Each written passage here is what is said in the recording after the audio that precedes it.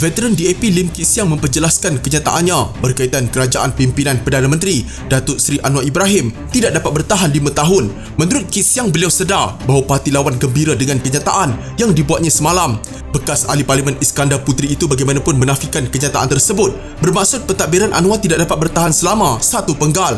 Saya sedar yang pihak lawan sedang bersorak dengan kenyataan ini sebagai bukti yang kononnya Lim Kit Siang tidak percaya yang Anwar Ibrahim tidak akan dapat bertahan sebagai Perdana Menteri selama 5 tahun dan menguatkan usaha mereka untuk terus menumbangkan Anwar Ibrahim dengan gaya yang sama seperti konspirasi politik langkah syaitan secepat mungkin. Tetapi kenyataan saya tidak ada apa-apa kaitan dengan Anwar tidak menjadi Perdana Menteri Malaysia selama 5 tahun.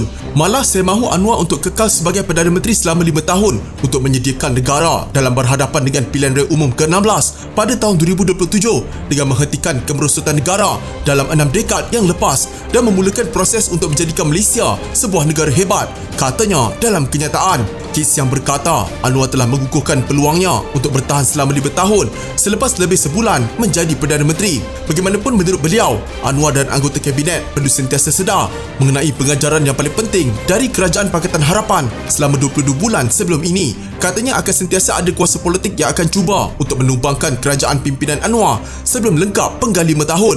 Sama ada kerajaan perpaduan Anwar ini akan bertahan selama 5 tahun, hanya masa yang akan menentukannya. Inilah salah satu isu yang akan ditempurkan di medan peperangan politik. Bagi saya semakin yakin yang kerajaan perpaduan Anwar akan bertahan selama 5 tahun selepas undi percaya di Parlimen pada minggu lepas dan dengan pelbagai inisiatif baik dalam bulan pertama kerajaan ini. Tetapi para menteri dan pemimpin dalam kerajaan perpaduan Anwar perlulah sentiasa mengingati apa yang berlaku kepada Kerajaan Pakatan Harapan selepas 22 bulan dan melaksanakan reformasi institusi dalam bulan-bulan terawal kerajaan ini, katanya. Media sebelum ini melaporkan Kit Siang berkata Anwar perlu melakukan sebanyak mungkin reformasi institusi seawal mungkin. Ini kerana Anwar mungkin tidak mempunyai masa 5 tahun.